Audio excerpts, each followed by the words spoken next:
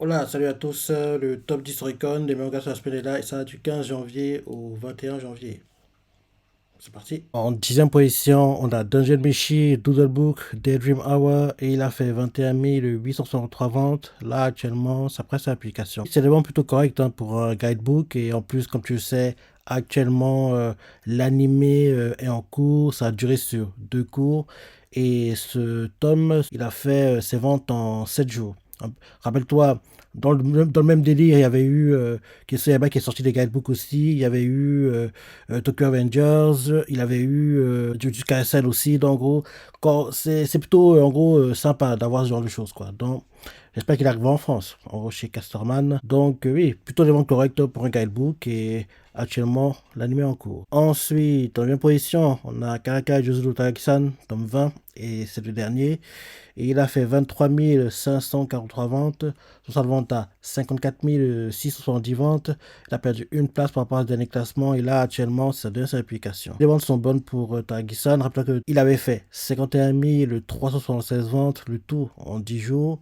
Là, ce tome aussi fait sa vente en 10 jours. Ensuite, dans la position, on a Tensei Kizoku no Isekai Bokenroku, tome 11.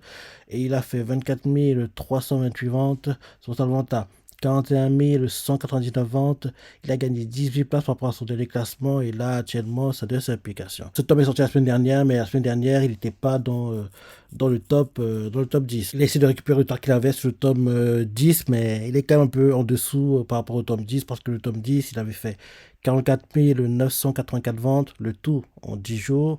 Là, ce top 7 en 9 jours, et tu vois clairement qu'avec un jour de plus, il aurait égalé, voire dépassé les ventes du tome 10. En plus, ce manga est inspiré de light novel. On a eu un animé l'année dernière et on voit que la tendance continue, hein. En général, quand un manga est inspiré de light novel, en général, il a un animé, quoi. Quand en gros ça performe bien sur un manga, en général, il y a un animé derrière, quoi. Donc, il faut comprendre que les autres mangas inspirés de light novel qui appartiennent au top 10, si le manga performe bien, logiquement, quand la nouvelle aura assez d'avance, on aura le fameux l'animé arrive prochainement. Ensuite, en septième position, on a Arsène Senki, tome 20, et il a fait 24 949 ventes, total vente à 108 780 ventes.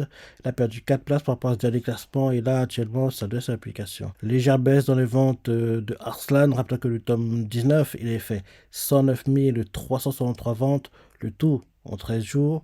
Là, c'est en 11 jours, et comme un peu pour Tensei Kizoku, similaire, quoi. Tu vois clairement que avec 2 jours de plus, comme le tome 19, oui, il aurait égalé, voire dépassé les ventes du tome 19. Et comme je l'ai dit la semaine dernière, il serait temps qu'on ait retour de l'animé, parce que la saison 1 était tellement, tellement, tellement bien. La 2 un peu moins bien. En plus, le fait qu'elle durait sur un cours, ça n'a pas joué. Et en plus, il y a eu un changement de studio, si je ne me trompe pas, de staff, bref. Donc, il faut connaître la saison 3 de Hearthstone parce que ça pourrait aussi aider les ventes du manga sur le long terme. Ensuite, en 6 position, on a Mokushiroku no Yonshiki, tome 15, et qui est la Taizai spin-off. Et il a fait 31 111 ventes. Là, actuellement, ça presse l'application. Les ventes sont en légère baisse. Rappelez que le tome 14, il avait fait 33 920 ventes, le tout en 6 jours. Là, c'est en 5 jours. Et bien sûr, comme tu le sais, actuellement, l'animé est en cours. Pour un manga et un anime en cours, le boost n'est pas dingue, hein. Le boost n'est pas dingue et c'est plutôt surprenant qu'il soit toujours à ces niveaux. Avec l'animé, il aurait dû atteindre minimum en première semaine 70 000, 100 000 dans ces eaux-là, mais qui zone toujours dans les 30 000, c'est plutôt surprenant, voire même inquiétant. Ensuite, en cinquième position, on a Komi-san wa Kuroshō donc 32, et il a fait 31 394 ventes. Là, actuellement, ça presse l'application. Il y a les Jabez avant de Komi-san, rappelez que le tome 31, il avait fait 40 149 ventes, le tout en 5 jours. Là, c'est en 4 jours. Et oui, Komi-san a eu un animé il y a 2 ans maintenant, si je ne me trompe pas.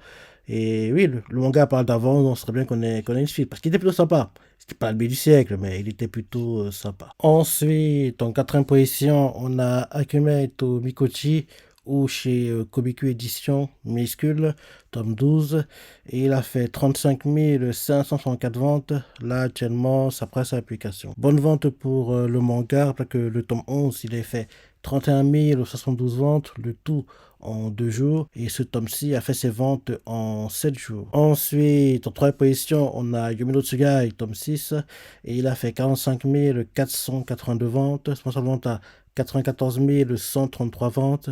Il a gagné une place par rapport à ce dernier classement, et là, actuellement, c'est ça, de cette publication. Baisse pour les ventes du manga, après que le tome 5, il a fait 148 431 ventes, le tout en 13 jours. Là, c'est en 10 jours. Et d'ailleurs, j'ai vu des rumeurs pendant la semaine comme quoi, oui, l'animé est déjà en préparation. Même qu'il y en a qui aimeraient que ce soit, en gros, animé par Bones. Par Bones. Par contre, plus Bones.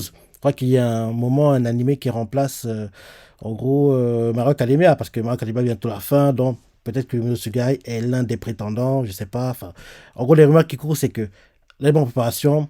Et beaucoup aimeraient que ce soit Bones qui récupère le projet. Donc on verra ça le moment venu. Mais là, 6 tomes, ça me paraît trop tôt pour qu'on ait...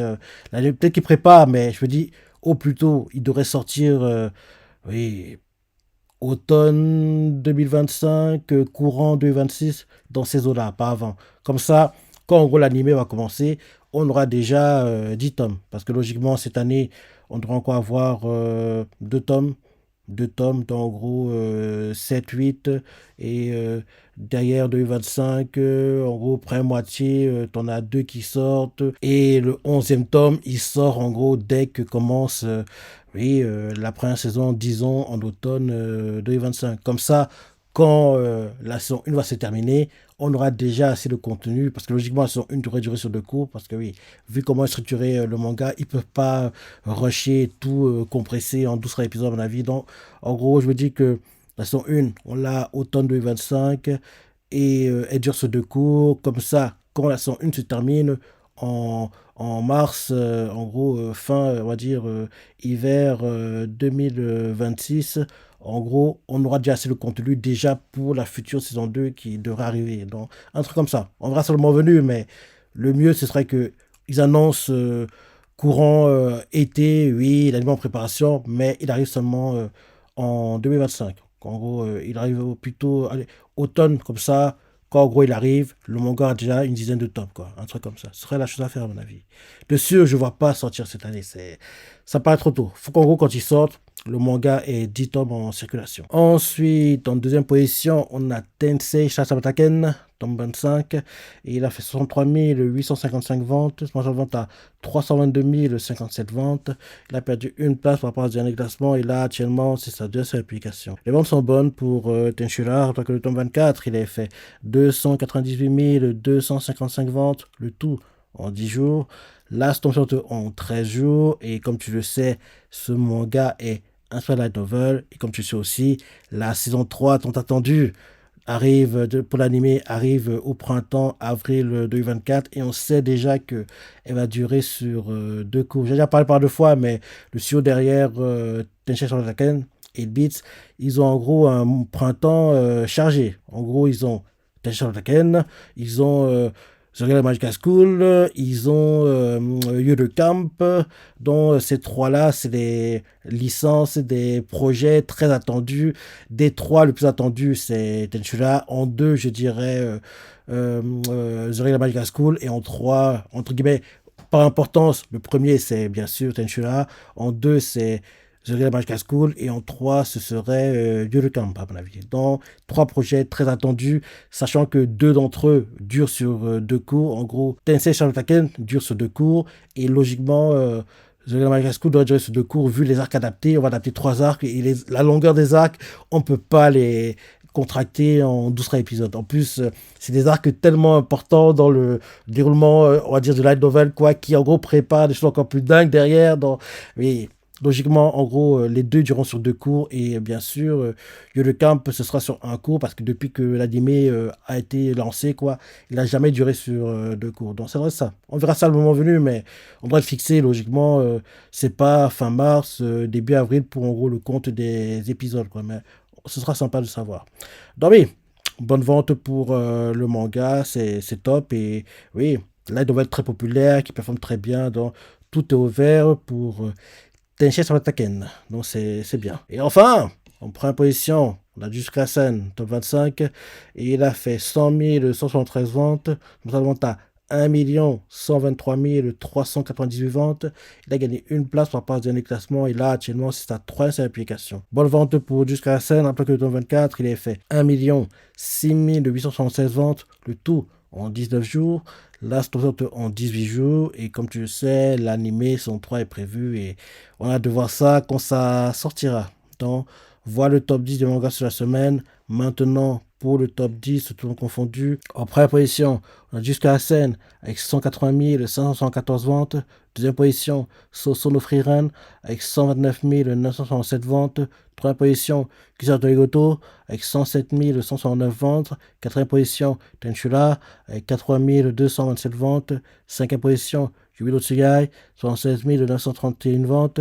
Sixième position, Akumeito Bikochi, minuscule en français, avec 51 199 ventes. Septième position, Blue Lock, avec 45 448 ventes. Huitième position, Dungeon Meshi, avec 39 432 ventes. Neuvième position, AQ, surprenant, qui reviennent, c'est très surprenant. AQ, avec 39 316 ventes. Et dixième position, Mokushiroku no Yonshiki, a.k.a. spin-off de Natsu Tazai, avec 35 840 ventes. Donc voilà le top 10 de tout en confondu. Maintenant, dans ce top 10, ceux qui ont des animés ou pas, Jikase animé, Frieren animé, Kisadogoto animé, Tenshu animé, Yudo Sugai, c'est trop tôt, Akime Tomikochi, c'est trop tôt aussi, il me donnera, c'est quasiment certain, Block animé, Dajameshi animé, AQ animé, même que, oui, la fin adaptée en film, et spin-off de Natsu Taizai animé. Donc dans ce top 10, tous les mangas qui sont ou en animé ou en aura, parce que oui, je vois bien Yobido Sugai revient plutôt, il aura un animé, c'est certain. Akime Tomikochi, c'est trop tôt, mais ils devront en avoir un, et le reste, ils ont tous déjà un animé. Donc, voilà le top 10, ton confondu, je vois ce que t'en penses, le top 10 de la semaine, donne ton ressenti, laisse des commentaires, like et... Allez, salut!